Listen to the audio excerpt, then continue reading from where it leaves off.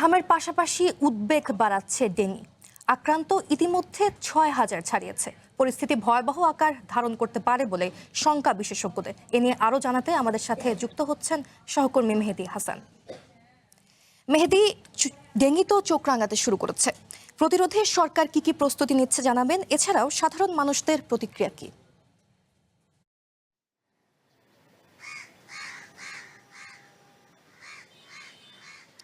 সঞ্জিতা, ডেঙ্গুর কথা আপনি বললেন যে গত এক মাসে কিন্তু ৩,০০০-এর অধিক সংখ্যক ডেঙ্গি ইয়েতে আক্রান্ত হয়েছে এবং এই পর্যন্ত মোট ৬,০০০ রোগীর সংখ্যা আমরা জানতে পেরেছি।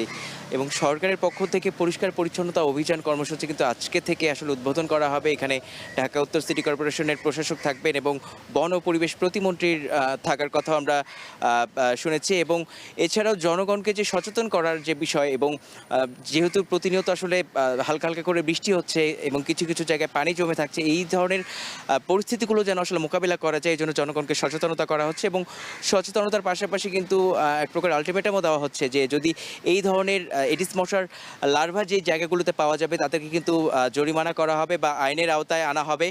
এবং এই পরিস্থিতি আসলে মোকাবিলা করতে হলে জনগণকে সচেতন হওয়া ছাড়া এবং সরকারের যে ডিএনসিসি এবং ডিএসসিসি থেকে যে পরিষ্কার পরিচ্ছন্নতা অভিযান এবং এডিস মশার লার্ভা ধ্বংসের যে অভিযান, সেটি কিন্তু আসলে অব্যাহত রাখতে হবে এবং প্রতিনিয়তই এটিকে কর্মসূচির আওতায় আনতে হবে। এবং এই পর্যন্ত যে সংখ্যাটা আমরা দেখেছি, এটি কিন্তু সেপ্টেম্বর নাগাদ আরও বাড়তে পারে, এমনটি আমরা বিশেষজ্ঞদের কাছ থেকে বার্তা পেয়েছি। এবং বিগত যে বছরগুলোতে আমরা দেখেছি সেখানেও কিন্তু এই সেপ্টেম্বর পর্যন্ত আস্তে আস্তে আসলে ডেঙ্গি রোগীর যে সংখ্যা তা কিন্তু অতিমাত্রায় আসলে বেড়ে যায়।